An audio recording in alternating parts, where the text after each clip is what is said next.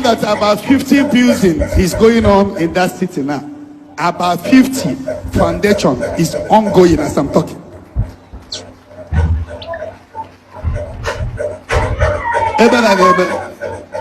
Just tell me one place in Igbo land that 50 building, 50 two-story building is going on at the same time.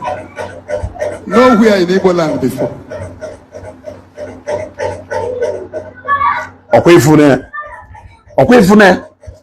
Grace pass grace. Grace pass grace eji wesego. Na ndị na-alụ ụka mechalụ fụnanya wee kwelu na ọ na-eme. Na ndị na-alụ ụka mechalụ soro fụnanya wee kwelu na ọ na-eme. 50 two-story building coming up at the same time. Can you quantify the economic benefits of this to an Igbo, to Imo State, to Southeast, and to Igbo? Jelo factory, Hussein Unoka, Jelo factory, Hussein Unoka. Yeah? Okwo engineers niile ji ọrụ ahụ na site ahụ, okwo ndị be anyị. Ebe niile a na-ego material ahụ eji arụ ọrụ a, okwo ndị be anyị. Laborers niile na-arụ ọrụ ebe ahụ, okwo ndị be anyị.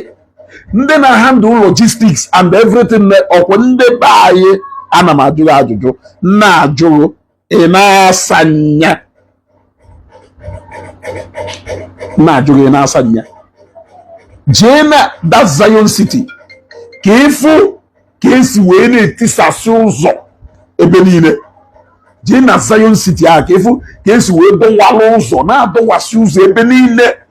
Ilo niile ha na-ata ọkwọrịa ego niile ahụ ọkwọrị na-akpa mmadụ ka ọ na-aba. Budoza niile ahụ n'ọrụ ebe a ọkwọrị na-akpa mmadụ ka ego ahụ na-aba. In fact, ife dapụrụ na ana na ngọkpala ahụ wee ego and ọ na-akpọ ụmụnne anyị ka ọ na-aba. Ịghọtago?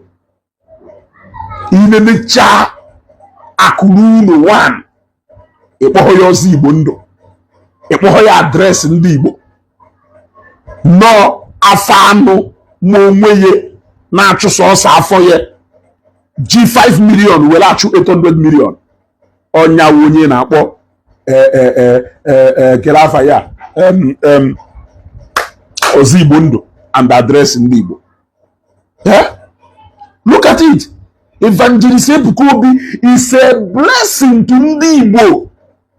He's a blessing to ndị Igbo. No real estate company in the history of real estate business in Nigeria has been able to develop a city the fastest way, give value to everything in that location. The way Evangelist Ebuka Obi has done in Ngopala. Even in the history of development in Abuja, Ebute University na Ebariam, up till today, Ebute University in Ebariam,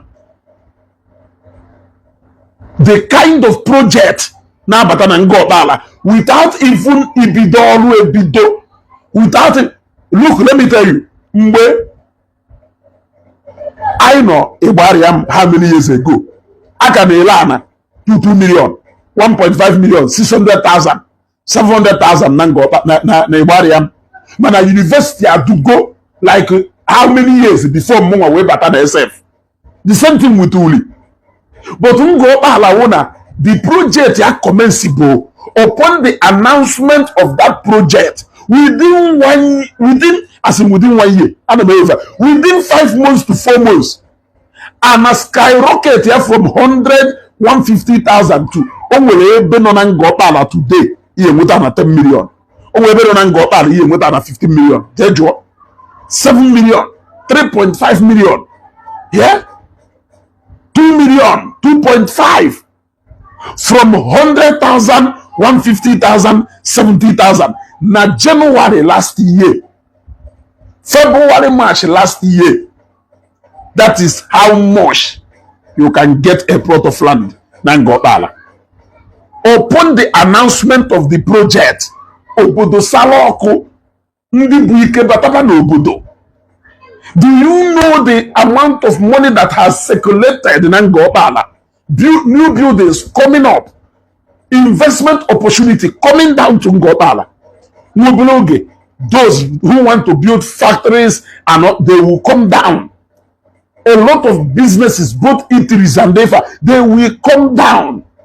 Imagine the value of 52 buildings that will be used for different kind of activities, both school and the hotels and everything. In our sense, the benefit of Oka. The benefit of Oka. J. Koto, Ilu Koto, careful the level of development the synagogue church of our nation with an Ekoto. Opposing the benefit of Oka. J. Redeem. Ilu back, careful the benefit redeem camp without that environment. J. Okija. Ilu Okija, careful the benefit in Madonna University with around that Okija. But there are all these places where churches in Welu, big something. Ilu back, careful the level of development. How would in that area? Jane Zion City in Lagos State. That 2 days, Evangelist Ebukobi, that number of days, Evangelist Ebukobi no out for a program in South Africa. Ebatana Victory and Dozana Estate. That is to show you the level of development, the level of activities, that presence of Zion. Na that environment. You are an development, economic boost. In Orona Anyayasiono, in Orona Anyayasiono. It's na Jesus Christ and way for them, but before your own eyes, that Jesus Christ may build a city more like from a desert. Yes, when I use desert to qualify Ngopala, I shall go whatever I no more but I'm trying to tell you what more like. In fact, I'm trying to illustrate to you what I'm more like how Ngopala was before Zion came into. In fact, Ngopala witnessed a little bit of what is coming to Ngopala within that time. 100 days fasting. Yeah, Ngopala duka Alaba International. Afia no nazo millions of naira. We say batalo. That within that 3 days, 4, 5, 6 days, people no need troop in. They saw the number of people they have never seen in their entire life. They heard languages, in fact, they interacted with people more than they have ever done in their entire life. Such kind of development is what you are saying. Can you church in a Eba, Evangelist Ebukobi Tiwajana, we na alo psychiatric hospital, na alo Mbamba hospital building, and Agboporu Efa, wo nke efro na Imo State times 2. All people's home. Yeah, Jenny Mebal, careful the level of engagement and activities Efa on alo eba you wo bata in that area. How many people you have employed? How many people will go already? Now, we are talking about thousands. We are talking about thousands. We are talking about thousands because when you talk about direct employment, you talk about indirect employment. Yes, because onye u engineer jiolo na aluolo maluko na borehole wu mmadu bi agbapuye. Manoko na ka na agbapu borehole na materials ya usomwe ka egolie. Manoko na moto niile na abata na site ya na agbafuelo na free station so munai. Manoko na nde mechanic na alu moto niile ha na maintain moto niile ha. Manoko na aja okute and different na ji alolo. No from somewhere ka esi ekote afia na azo and it will never stop. Alowa kwa elo chasia man de sira aloche. Alowa kwa elo chasia the main employment way better. What of them are they maintenance? Akagana alolo. I are they food items. You want to go business is a weapon. It can never end. It can never end. So all you know, the pastors will not compare with Fekedo Matthias. You need the catch all you felici. I will go moon. When anything Matthias will kill wa pastors. bishops, reverends, or ndoka times 1,000. In fact, only in his own little capacity. It is not what we have not seen in 1,000-fold. Look at the wonders. Look at the wonders. Just before your own eyes. Otipego nke Imo State. Before your own eyes. Oyeje kupe nke Anambra. Before your own eyes. Oyeje kupe nke Enugu. It is something we have never seen something like this. It is something to brag about. 52-story building coming up at the same time in the same location. Nakosa Road Network. It will go down in history. Like I said, no real is in fact if there is value to real estate business in the history of Nigeria. We have never seen it like this. Jejo over the real estate companies are Nela na mana somewhere Enugu, mana Asaba Mufodebe, and a Hale Chalo 600,000 3 years ago. Ofoda now appreciate to go to even 1.5 million today. Mother Jemulu never agree today. Ofodo ni mefa. You want to go? Yeah. Ofodo ni mefa mother Jemu, but it is only evangelism Kobe and my God I real estate and properties will give you this kind of value, whereby the moment you are buying land, that land is appreciating.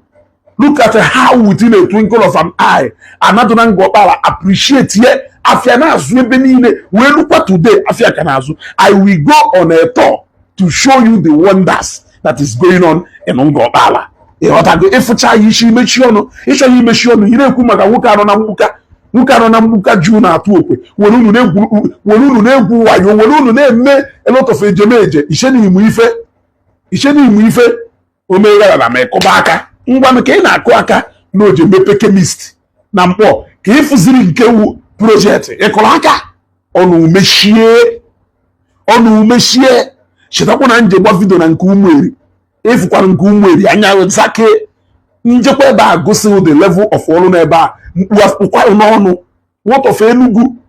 If you form it, these people are doing wonders. What they are doing is wonders. In fact, MHA Church in Nigeria, I keep saying it, about 30 to 40% of our population will be thrown back into poverty. If a church, the gap church is in a bridge, do too much. The gap church is in a bridge is too much. Look at this ark. Do you know how many billions that has been sunk in that project? Where is that money?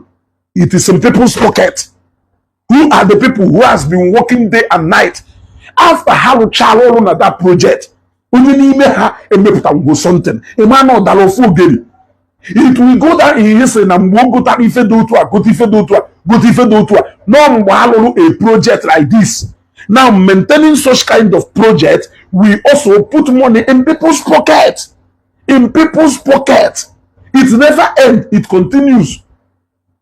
In a chief in a call of Juruono. Yeah?